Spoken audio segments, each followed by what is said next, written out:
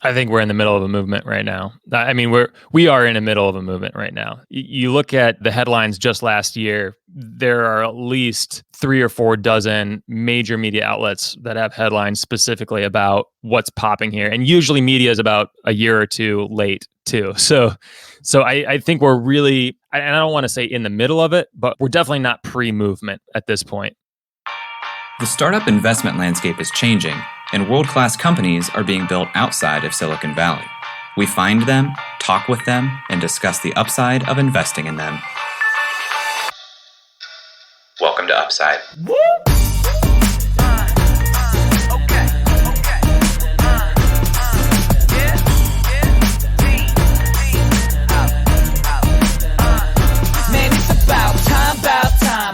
Hello, and welcome to the Upside Podcast, the first podcast finding upside outside of Silicon Valley.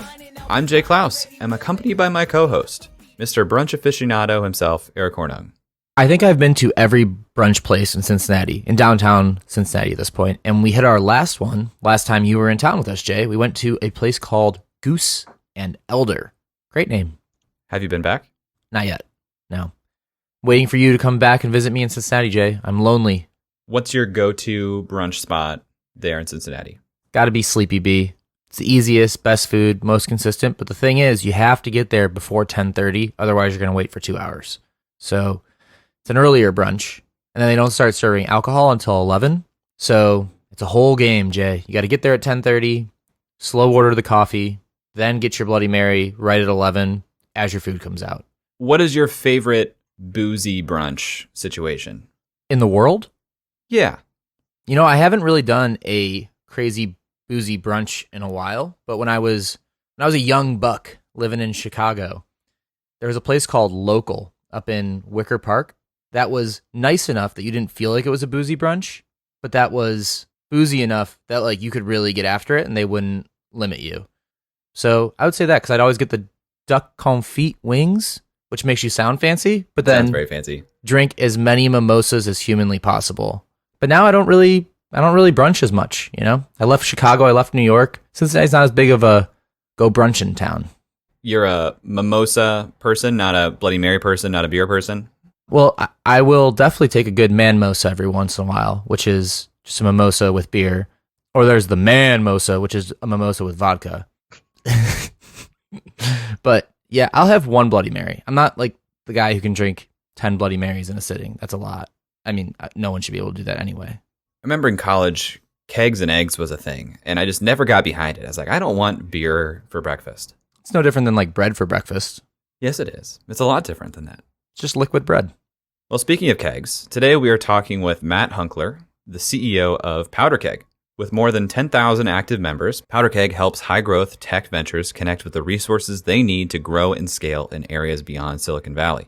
Their Powderkeg member platform connects you with a suite of resources to help you play smart and take the next step in your journey. They were founded in 2017 and based in Indianapolis, Indiana. I feel like Powderkeg has been just kind of like circling around us for so long. Every Rise of the Rest tour, their name's on the bus, they're all around us, and I'm really excited that we're having Matt on now because just to hear kind of what they're up to. It's a name that's out there in the community in this movement. Kindred spirits for sure. Powderkeg came across my radar when they started issuing their tech censuses, but before Powderkeg, Matt was running what was called Verge, and Verge was very much in the zeitgeist as well, dating back to my startup weekend days, back when there was basically no media at all for startups across the country that weren't in San Francisco or New York.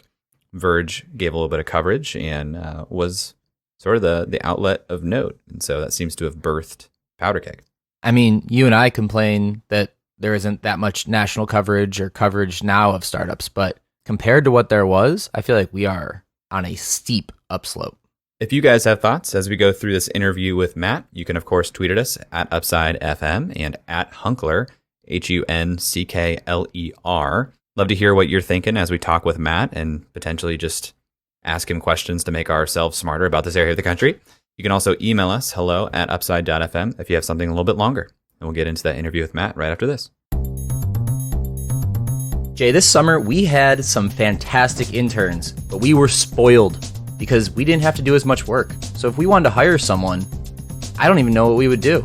It would be really hard to find the quality of interns who really just came to us this summer. I'm already thinking, how are we going to find interns like this again? If we ever want to hire a full-time employee, Eric, how are we going to find somebody that high quality? You know, there's probably nothing out there, to be honest. I think you're wrong, because our friends at Integrity Power Search can help hire the best talent for your startup. They are the #1 full-stack, high-growth startup recruiting firm between the coasts, partnering with venture capitalists, private equity groups, and CEOs to build amazing teams. That's right. Since 2012, they've successfully executed over 600 searches, and they're on track for 200 in 2019. Their clients have collectively raised over $2.5 billion with a B in venture funding, and that's still going. Still counting, Jay. They're experts in all types of areas, including SaaS, autonomous vehicles, artificial intelligence, big data, you name it, they're there if it's between the coasts. Basically, if you're hiring, Integrity Power Search is your go-to. They are the plug, Eric, and so here's the plug for them. Go to upside.fm/integrity and learn more about how Integrity Power Search can help you with your hiring needs.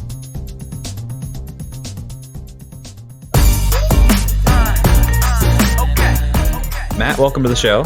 Hey, thanks for having me. Big fan, first-time caller. Glad to have you here. On Upside, we like to start with a background of the founder or the guest. So can you tell us about the history of Matt? Sure. History of me is I've been kind of a entrepreneurial junkie my whole life. Started my first business in junior high. I was kind of hooked ever since. You know, I grew up in Indiana, West Lafayette, where Purdue University is where I grew up. But I actually went to most of my college in Bloomington, Indiana, where Indiana University is. And the business I started when I was in college is really the one that helped kind of introduce me to software development, building web apps. And it was just a software consultancy. We did some internet marketing as well. That really exposed me to a lot of different clients and sort of bigger opportunities out there that really, I actually thought I was going to graduate college and move out to quote unquote, where all the technology happens on the West Coast. But it was a program that I got introduced to through a friend who had graduated a year earlier than I did. And it was called the Orr Fellowship, which is sort of like what this national program called Venture for America is now. And they're in multiple cities around the country, Venture for America. But the Orr Fellowship, named after former Governor Bob Orr, that's ORR Fellowship. It's kind of a mouthful for a podcast. But it really is an amazing program. And it's the reason I'm still in Indiana to this day. And it is not necessarily a path to the C-suite, so to speak, but it's definitely not an internship either. It was just an opportunity to join a growing technology company and have direct access to the founders. So I joined a cloud hosting company, like literally the year like cloud computing like became a thing back in 2009, before Amazon entered the market, and got to kind of ride that rocket ship for about a year and a half. And so it was when I landed here in Indianapolis that I really found myself looking for my people. You know, they're the people like, I know both of you are former, or at least been involved with startup weekends in the past. You know, it was sort of like, where are those people? You know, so this is 2009. There was no community to speak of, at least not one that I resonated with here in Indianapolis when I moved to town. And so I had sold my agency that I'd started and gone all in on this Orr Fellowship program. And I was like, I'm going to find every person I know and invite them to grab beers. We're going to talk about startups. And I had a startup I was working on, of course. So I worked at a startup, but then I had my moonlighting startup. And so it was very self-serving. I was just like, I want to talk about my startup and have people be brutally honest to me about what's going on, because I feel like I'm hitting some barriers. And joined this group of founders together, and two other friends said, hey, since you're getting everyone together, can I talk about my startup too? And I was like, yeah, sure, of course. So that's kind of how it all came together. Of course, I was like all of 14 people. It was not a huge event by any means, but it was a huge success in the fact that I got some great advice. I felt like I could help some other founders by giving them a stage as well. And that really, like, what started there in the back room of a bar 10 years ago has really led to what Powderkeg is today in a lot of ways. But it all just started with this little acorn of an idea. And what is Powderkeg today? Yeah, great question. So I continued to do community development from back in 2009 as Indianapolis's community grew, and we had some really big exits here in the community, and that spawned other startups. I had an opportunity to in 2013. So all along the way, I'm keeping my day job, right, and that's always in a lead marketing or lead product role at a technology company. And nights and weekends, I'm growing this community thing. But back in 2013, I was working on a platform called Social Reactor, which was a spin-off startup from Cha, which is a funded company, almost $1 million in funding here in India. Was that the text-based thing where I would text them and ask questions? Yep, it started as text 242-242, which was Cha, on a T9 phone. You could text them any question, and they would text you a response. So this was before smartphones. It was before iPhones, obviously.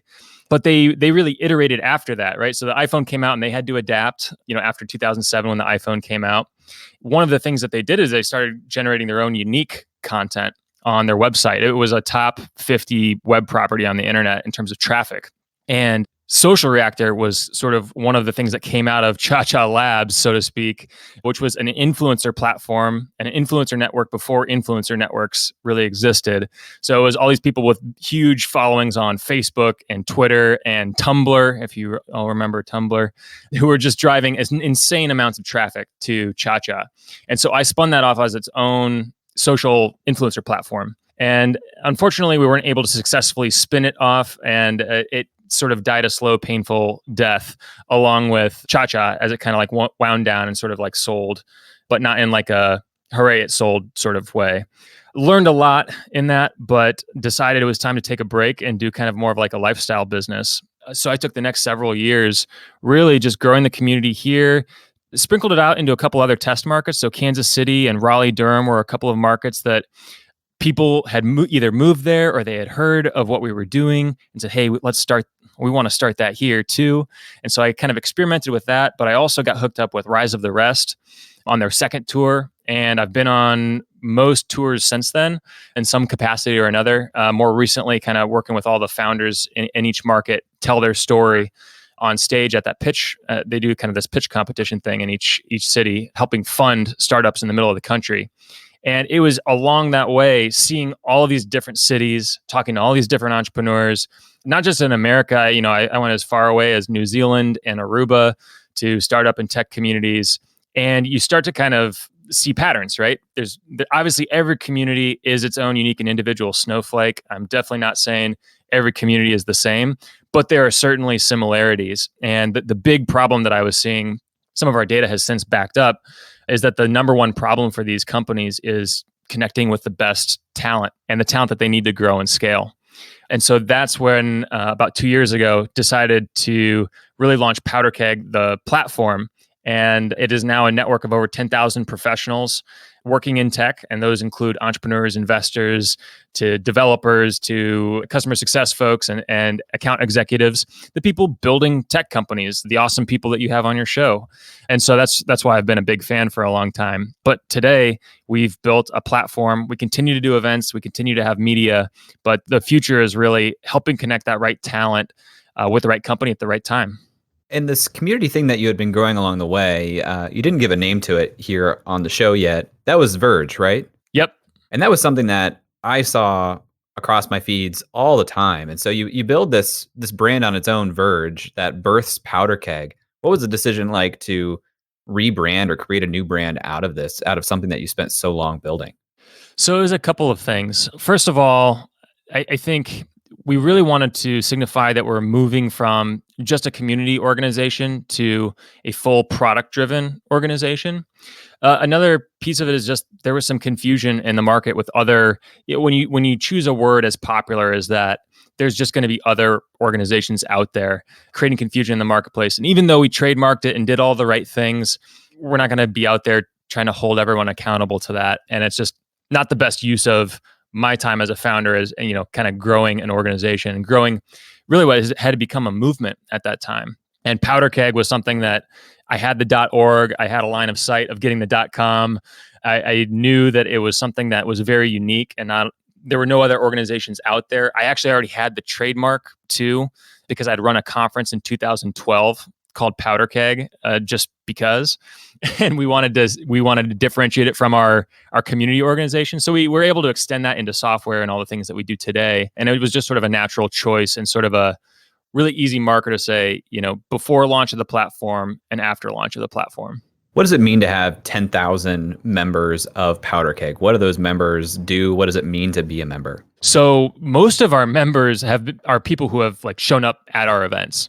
So these are people who we've actually gotten face to face with, whether it was in Indianapolis or was in Nashville or Raleigh or Cincinnati, any number of these markets that are just exploding with opportunity right now in all of the tech scenes. And then they stay engaged on the email list. So internally, we talk about a member as someone who has signed up for our email list and stays engaged. So more recently, in the last couple of years, we've launched this newsletter called The Spark, which is for anyone who's interested in what's going on in the middle of the country. They can go to powderkeg.com and sign up for a free weekly newsletter that is just a digest of some of the curated headlines and news in the middle of the country that we think as an organization people should be paying attention to. And that's something we're investing a lot of resources in over the next couple months to really create that digest, add more to it, but make it easier to kind of search visually. So even if you don't live in one of these communities, we still want to have members of Powderkeg. And we do have members that live on either coast. And sometimes they're looking to come back to the middle of the country and we help them with that. And sometimes they're not. And we help them stay in touch as well. I remember seeing maybe earlier this year that you raised about $1 million to, and I think the idea was to kick off this newsletter. Can you talk about that decision and raising money to, and maybe correct me if I'm wrong in that it wasn't for the newsletter. But yeah, I'd like to just hear more about that decision to raise some money. Yeah, for sure. I am, this is a topic that's near and dear to my heart, fundraising in the middle of the country. And I know it is for you as well.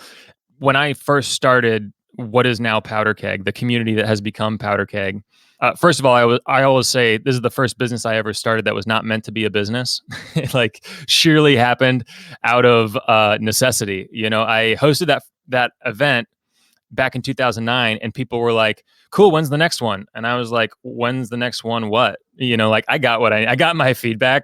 I don't have time to be running events. I'm growing a startup and I work at a startup. What do you want me to do? So I literally was not trying to start a community organization. It was one of those things that just grew very organically.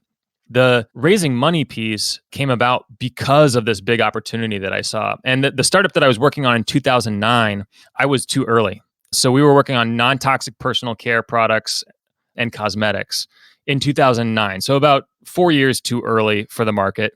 We were also doing Birchbox before Birchbox was a thing. So it was subscription, e-commerce, delivered direct to your door, and it was a curated marketplace, all rated by EWG, the only nonprofit rating these products.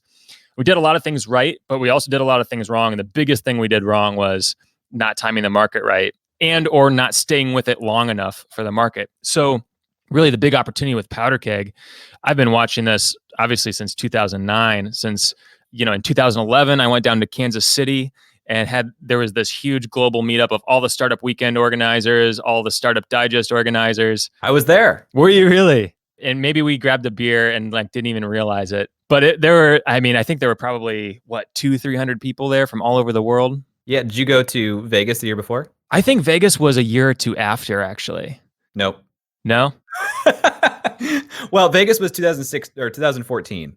Yeah. So I'm talking 2011. Oh, okay. So they must have gone back to Kansas City and I wasn't there then. Yeah, they did. I didn't go to that one in Kansas City later times, but I did go to Vegas after that. So I went to Vegas in 2014. I was definitely there at the Gold Spike and had a blast. I always enjoy going to Vegas and seeing what Tony's doing down there. And I know that there's been varying stages of that project. But it was one of those things where, 2011, I saw this happening. I was talking to these people all over the world. We're experiencing the same pain point, but I could tell it was still kind of early, right? I had seen it happen in the non-toxic space and how that exploded, 4 years later. Same sort of thing with Powderkeg. It's a timing thing, and timing is everything. And so I've stayed close to it. Obviously, I've been working in this space for a long time, but when I saw the opportunity with talent and I saw how much money these scaling tech companies are throwing at the problem and how inefficient it is for them, while at the same time, I saw things that were happening naturally in the community that I was helping to organize and run, and seeing how these communities actually work. And it's not like job boards. It's not like LinkedIn. It's not like AngelList. They're trying to use all of these tools, but ultimately there's not the right solution for how these communities operate. And that was the big, okay, this is happening. People are trying to make it happen with things like Slack and spreadsheets, but the classic got to be a better way. And that's when we started testing some things. We signed on 40 beta customers, paying beta customers, before we even started raising money. But it was one of those things where it's like, okay, we're going to need some capital to really give this a go. That's turned out to be a good, so far, knock on wood. We've got we're back to close to profitability again. We'll probably be looking at doing another round here in 2020. Functionally, what does that look like? What does the Powderkeg approach to connecting companies to talent look like? And how is it different than the spreadsheets or the Slack or the AngelList that they were doing before? I could probably talk for 4 hours on this, so I'll try to be brief. But how these communities work. You both live in them. You both probably on a routine basis have people hit you up and say, hey, I'm not saying I absolutely need a job right now, but if you hear of anything, particularly if it's like with IoT, or I'm also kind of interested in blockchain, but I really don't want to leave the automotive space because I really like, it can be some weird preferences, stuff like that, and usually is, or it's completely unknown. And you say, well, what kind of company are you looking to connect with? And then they say, I don't really know. And so then you got to help them think through what kind of company they're actually looking for. This happens all the time. And I'm not saying it's only happening in the middle of the country in these, Rise of the Rest or Powderkeg type cities that are kind of on the verge right now. But that's where talent is really moving, particularly that mid to senior level talent that is so hard to find in these communities. So particularly when people are moving into a new town, this is when this happens, or moving back from the coast into the middle of the country. It all happens through personal relationships. And personal relationships, vouching for individuals, vouching for talent, is how talent is getting hired. So in Powderkeg today, anyone can go and sign up. It's free to be a candidate on Powderkeg. You can sign up at powderkeg.com/jobs. You go in, you tell us a little bit about yourself. We even help sort of stack rank what's most important to you in terms of what kind of culture you're trying to find. And ultimately, we're going to start matching companies to you. And it's just opportunities. So there's no high pressure sales. There's no, hey, apply for this job. It's just, does this company look interesting to you? Yes, no. If you say yes, you say great. And we'll send that company your information. But you also have to keep in mind that these communities are small, at least in comparison to Silicon Valley or New York City. So a lot of times we're anonymizing people's information, semi-anonymizing it.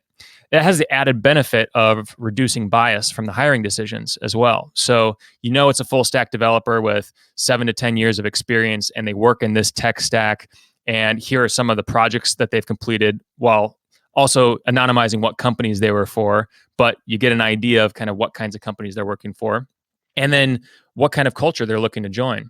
And that's something that right now doesn't really exist in these sort of middle of the country communities. So the company gets the opportunity then to say, yes, I want to connect with this candidate, and then they're instantly connected to a decision maker, as opposed to going through a job board or going to the careers page, taking a technical assessment. Now, some of those things might need to happen down the road, but everything just starts with a conversation.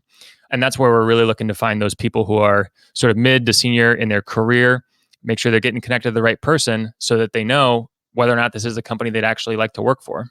What types of talent gaps do you see in the market as far as pure availability, or is it just inefficiency that's the problem? Oh, there's talent gaps for sure. I see talent gaps at every stage, and it is definitely not a one thing more than another.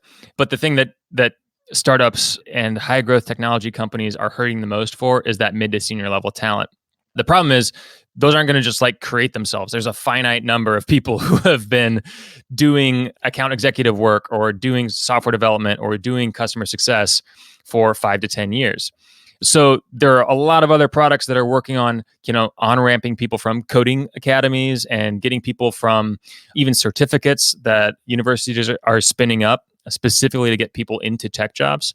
And we see some opportunities to make that even more efficient down the road. But right now we're really focused on that sort of like mid to senior level, because that is the one that far and away, when you look at the data across everything that we've done with our own surveys in all of these markets, that is the number one pain point and where they're hurting the most. You mentioned early on that Powderkeg almost had to create a movement, or Verge or whatever it was called back then, almost had to create a movement. And then you said that you were a little too early for this non-toxic play. Do you feel like Powderkeg is still a little early, or do you feel like we're in the middle of a movement here outside of the coasts? I think we're in the middle of a movement right now. I mean, we are in the middle of a movement right now. You look at the headlines just last year, there are at least 3 or 4 dozen major media outlets that have headlines specifically about what's popping here. And usually media is about a year or two late too. So I think we're really, and I don't want to say in the middle of it, but we're definitely not pre-movement at this point. I don't know about in the middle, because that implies that maybe like this is the bubble. I think that we're just starting to see the beginning of the movement right now. You look at the living costs, and I know I'm preaching to the choir here, but you look at living costs in the Valley and in New York, and like New York City, it's like rent to income ratio, I think, is like 53%, meaning you're spending 53% of your income on rent. Here in Indianapolis, it's 13%. And you're still making 6 figures if you're working at a high growth tech company. Maybe you're making less than that if you're at a startup, but you're also getting great equity usually. And the lifestyle is just incredible. And, I say Indianapolis, insert city here, Columbus, Cincinnati, Nashville, Chattanooga, all of these markets, it's the same sort of thing. And there's varying levels of maturity, right? Like Indianapolis is, I would say, maybe on the other side of the median of maturity in terms of these tech hubs, because we've had the exit of Aprimo for $500 million, I don't know, 7-8 years ago. Exact Target was a $2.6 billion exit to Salesforce. Interactive Intelligence was a $1.2 billion exit to Genesis. All these companies have kept headquarters in Indianapolis. Angie's List, acquired by HomeAdvisor. And, they're on the same floor as our building downtown.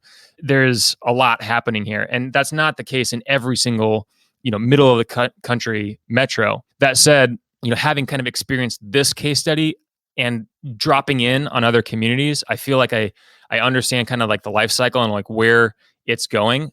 I'm not saying I know everything, which is why I try to talk to like at least 5 people a day to give me perspective and tell me how much my product sucks or doesn't suck or whatever, because I know I don't know everything. And I'm trying to, by listening to a podcast like Upside, keep my finger on the pulse of what's going on in all these other communities. When you guys are matching talent to companies, are you typically finding that you're matching them within their own local ecosystem, or do you see a lot of cross-pollination of ecosystems? This is really interesting. So I mentioned we have over 10,000 members. I would call those like in the recruiting, jobs and recruitment industry, you'd call those passive candidates, meaning like most of them are not actively seeking a new job. We've got at any given time between 500 and 1,000 active of our community. These are people who have raised their hand and said, I'm interested in seeing what else is going on. And that's just where we are right now. That'll change month to month, especially as we continue to grow the community. But the interesting thing is more than half of the active candidates, at least last I checked, more than half had more than one metro selected in their preference, meaning it's not just hometown. And when you have conversations with these people, it's very much, hey, as long as I'm a half day's drive from home, from mom and dad, so we can drop the kids off for the weekend and do a getaway or be home for the holidays, or they can come down for the holidays. That's sort of like 4 to 6 hours from home base. And I'm talking driving, right? Because most people don't have private jets yet. But I do think it is that sort of like sweet spot of 6-hour drive or less from their home base.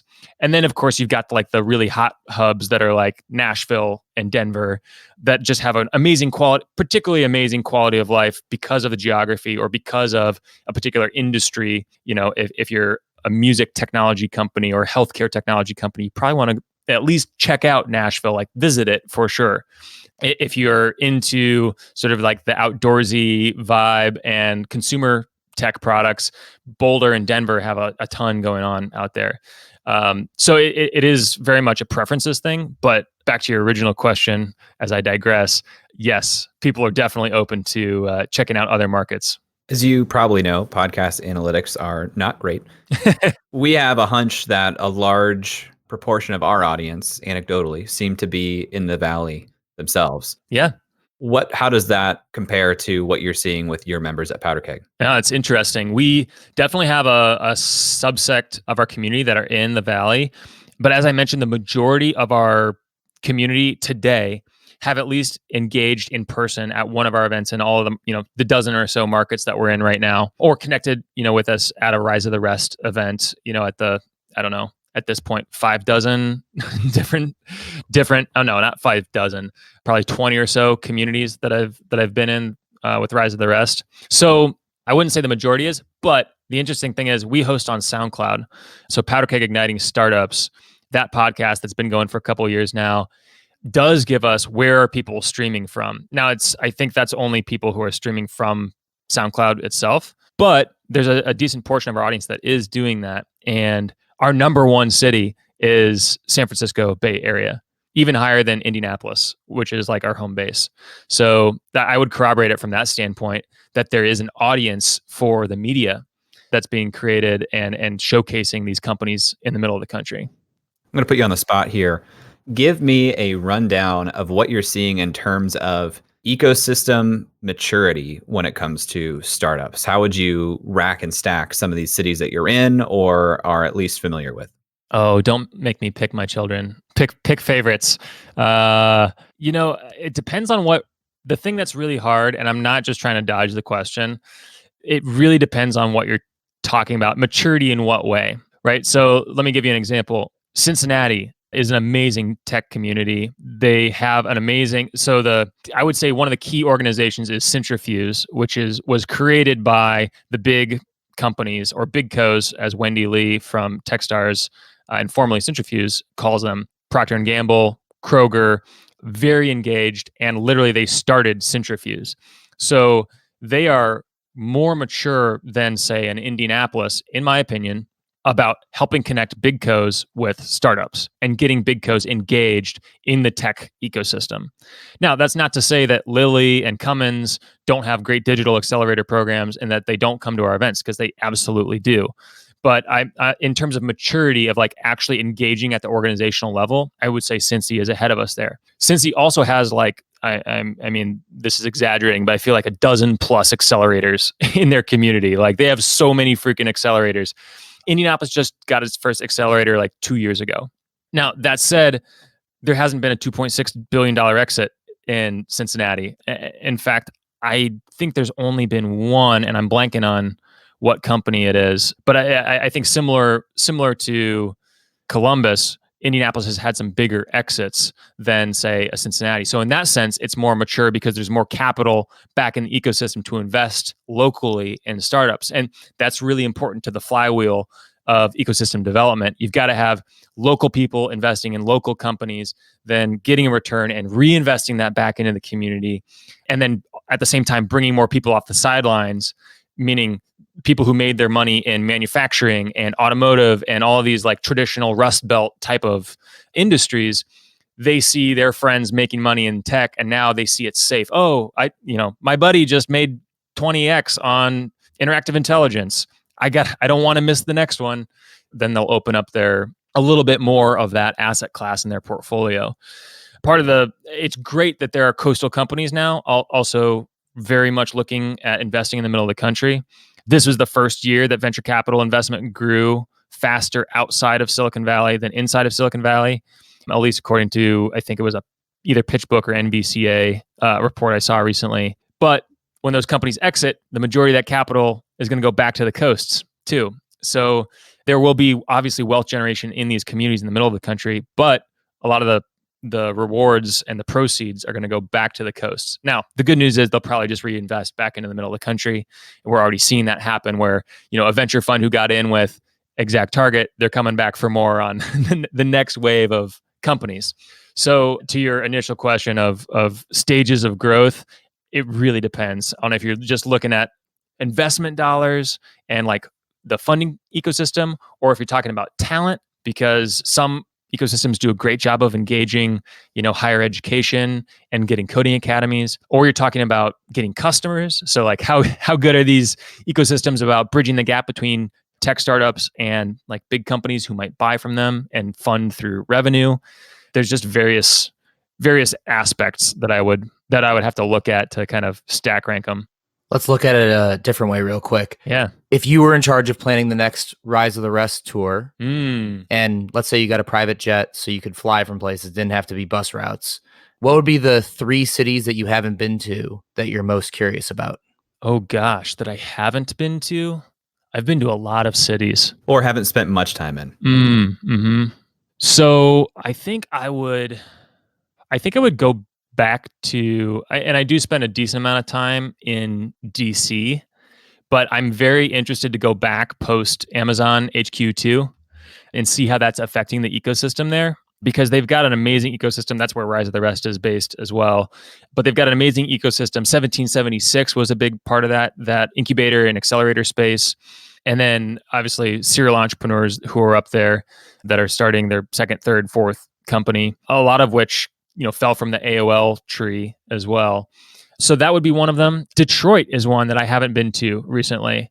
I really like Detroit. I really like Jake up at Detroit Venture Partners. When I run into him at conferences, every time I have a conversation with him, I'm like, man, why have I not been to Detroit lately? And so I think that is a really cool story too, of just a city reinventing its identity. That would be one of them. I really like Dallas right now too. And now I have been there on a number of different tours. So I've seen it at varying stages, but it seems like that one is just really heating up and about to pop as well. It's like you got a startup almanac and you're just sticking to the D section right now. Yeah, that's interesting. I didn't even realize that. Maybe we got to go to Des Moines as well. Denver. Both to Dakotas. Dakotas, for sure. I have a farm in the Dakotas. So I would like to go see Grand Forks. I know some of the folks there that I've connected with at various conferences. My parents spent a lot of time in the Dakotas. So that would be an interesting one too. You mentioned our friends at Centrifuge. Oh, yeah. What other unique organizations exist in some of the cities you've visited that are taking novel approaches to growing their ecosystems? Well, I mean, this is not a mini one, but I really love what Techstars has done, just on a global scale. And I know you've talked to a number of people from Techstars or people who have participated in Techstars in some way, shape, or form.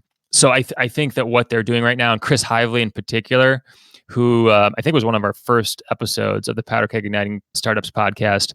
He was a co-founder of MapQuest, one of the key people in the Raleigh-Durham tech triangle. He's now leading a lot of their innovation that they're doing in communities. And so I think that their approach, which of course has all of the Brad Feldian wisdom behind it of building startup communities, which I think there's another version of that book coming out soon, which I'm eager to read. So I really like what they're doing. Obviously, they always start with listening first, which is just a really good, I admire them in a lot of ways. In terms of unique, as for like a per geography, it's really hard to pick just one. I really like what Launch Tennessee has done in the state of Tennessee as a whole. I think what they have done to unite the entire state has been very impressive. They're headquartered in Nashville, which is what I would argue is probably the most mature tech market. So I'll at least answer your question, Jay, in a not entirely dodging way. I think Nashville's mature in most categories as compared to like a Chattanooga or Knoxville. But each community has a ton going on. Chattanooga is one of the first Google fiber cities. They got amazing companies like Workhound that are growing out of there, which I know they were on Upside recently. But Launch Tennessee, when we came to them and said, hey, we want to do a Nashville tech census. So the tech census is that sort of national survey we've been running in a number of markets to really get a lot more data of like what's actually going on in these communities in between the coasts, and specifically what's going on in the tech communities and how are these communities emerging. And we went to Nashville and said, we want to do this in Nashville. And they said, we have to do the entire state or nothing. And no one else had said that in any other states that we had been to. None of the other organizations we had worked with, including Techstars, said we need to do a statewide It needs to be statewide. And so I thought that that was very interesting. And the fact that they've raised their own venture fund to co-invest alongside, I think they do a good job of that. A lot of other cities and states do that, but at varying levels of success. I think Elevate Ventures does that well here in Indianapolis and in Indiana as well. But Launch Tennessee is one that I thought was really solid. And what the benefit of that is it was a huge success. We had more people participate in Tennessee than any of our other states when we did it last year because it was a statewide census. And people drove from all over the state to come to our launch event when we launched the tech census in Nashville. Even though it was in Nashville, people came from Chattanooga, they came from Knoxville, they came from all these different tech hubs around the state of Tennessee. And now that's how we do tech censuses. They're always statewide, from then on. So all of our best ideas have definitely come from the community. We just try to do our best to listen, even though we don't always do that 100% well. One last selfish question from me here. Given that you've stepped foot in and learned so much about so many different communities in the middle of the country, I have to think you've considered raising your own fund. Why haven't you? That's a good question. And I've definitely had a lot of people encourage me to do that over the years. I haven't written it off as a thing I will never do, but it doesn't feel like that season for me right now.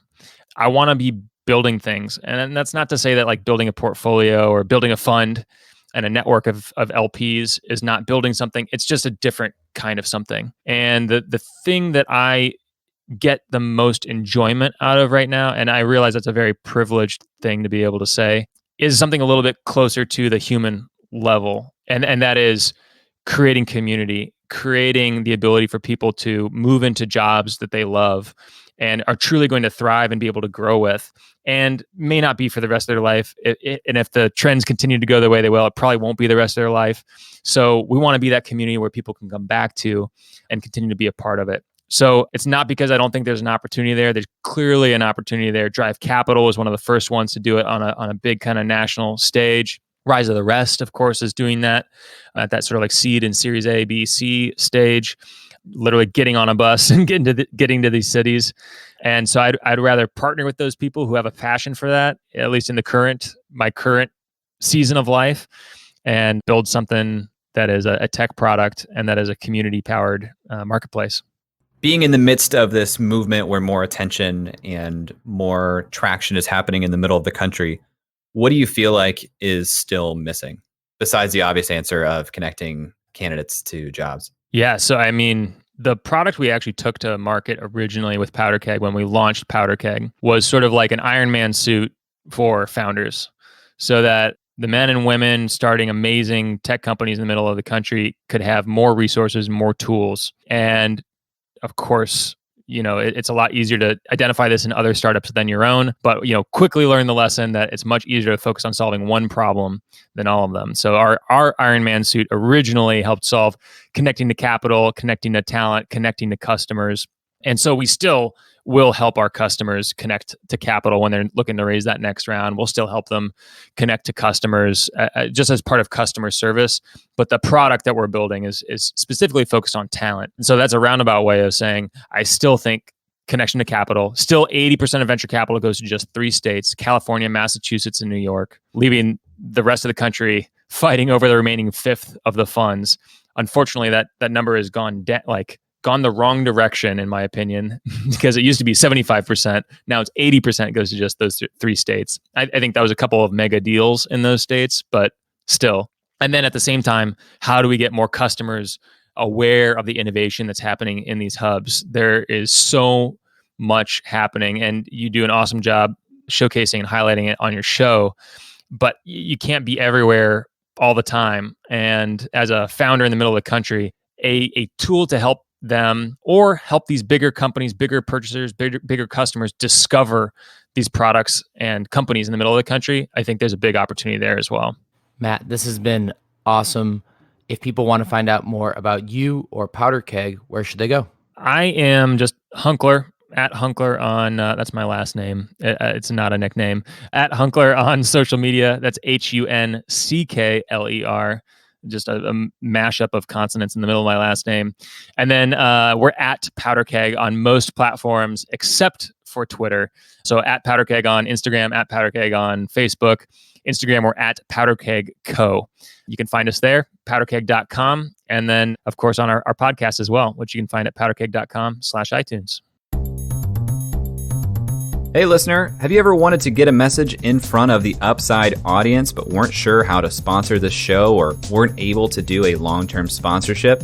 Well, now you can just go to upside.fm/classifieds and let our audience know anything that's going on in your world, whether it's an event, an application, a special coupon or deal, or just letting them know who you are, what your company does.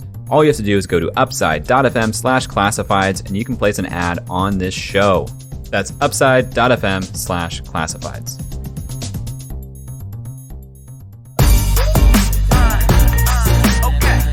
All right, Jay, we just spoke with Matt from Powderkeg.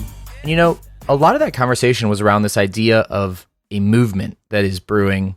And a few weeks ago, you and I were talking about this in terms of what does a movement look like from the inside, and is it real this time? And it feels like this whole outside Silicon Valley, no coast type movement has happened before. Maybe it hasn't.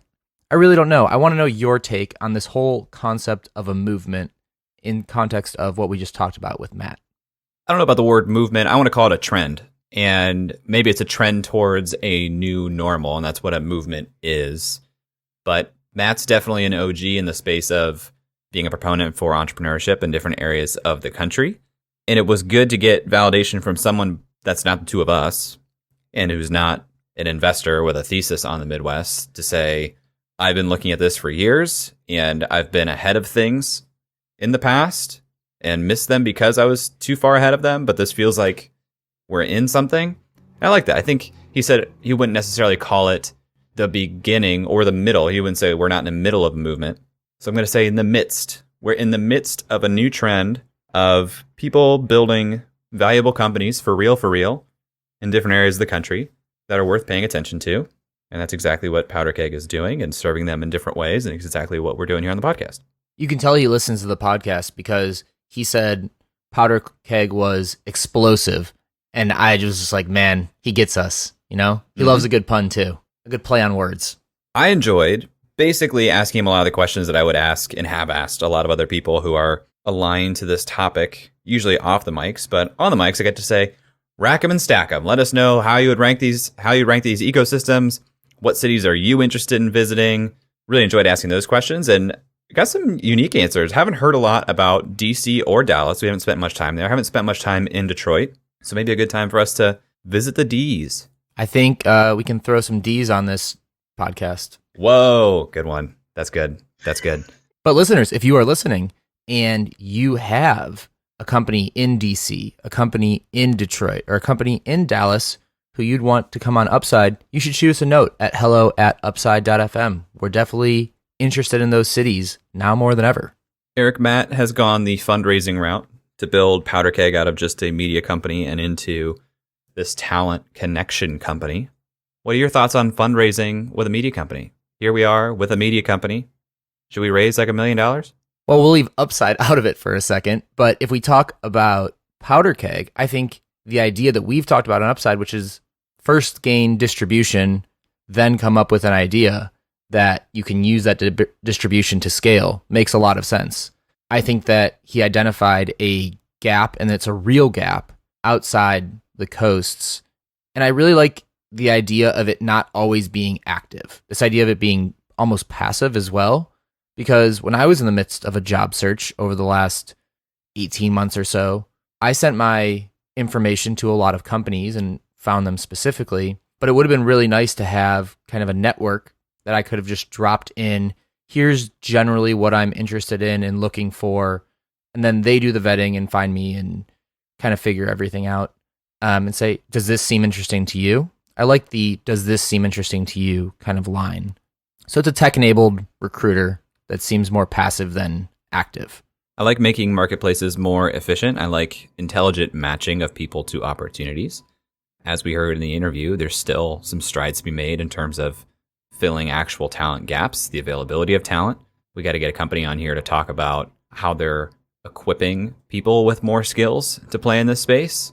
But the harder nut to crack, and what's just going to take some time, is this executive talent that just doesn't materialize. You don't train to become an experienced startup founder or startup employee. It just happens by experience. So interested to see where the next big billion-dollar exit is in the middle of the country here, what that spawns off and what that turns into. But that's the need that we keep hearing from founders and investors alike. A lot of times we think that this is just a problem that's unique to us. And we look at Silicon Valley today and we say, or New York or Boston, we say, look, they have so much of this type of talent.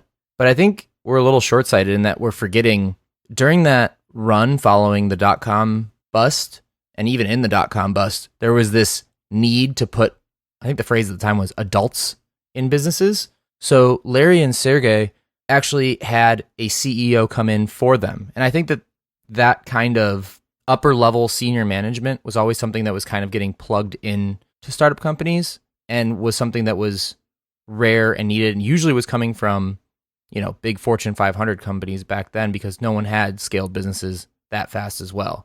So I think it's just part of the market cycle. And as we have more of these companies that do well and scale, that flywheel will feel like a distant memory in 5, 10, 15, 20 years. All right, guys, we'd love to hear your thoughts on this episode and this conversation with Matt Hunckler of Powderkeg. You can tweet at us at UpsideFM or at Matt at PowderkegCo and at Hunckler with the mishmash of consonants in the middle of his name. Love to hear your thoughts about the movement. Are we in the middle of it? Are we in the midst of it? Are we at the very beginnings of it? Let us know. You can email us also at hello@upside.fm, and we'll talk to you next week. That's all for this week. Thanks for listening. We'd love to hear your thoughts on today's guest, so shoot us an email at hello@upside.fm or find us on Twitter at UpsideFM. We'll be back here next week at the same time talking to another founder in our quest to find upside outside of Silicon Valley. If you or someone you know would make a good guest for our show, please email us or find us on Twitter and let us know. And if you love our show, please leave us a review on iTunes. That goes a long way in helping us spread the word and continue to help bring high-quality guests to the show. Eric and I decided there were a couple things we wanted to share with you at the end of the podcast, and so here we go. Eric Hornung and Jay Klaus are the founding parties of the Upside podcast. At the time of this recording, we do not own equity or other financial interest in the companies which appear on this show. All opinions expressed by podcast participants are solely their own opinion and do not reflect the opinions of Duff & Phelps LLC and its affiliates, Unreal Collective LLC and its affiliates, or any entity which employ us. This podcast is for informational purposes only and should not be relied upon as a basis for investment decisions. We have not considered your specific financial situation nor provided any investment advice on this show. Thanks for listening, and we'll talk to you next week. Never mind, bro, that can't be matched. I'm lighting it on fire, used to run victory laps, and still I'm not even tired. It's all about the timing, yeah, that's what they say. Well, I'ma keep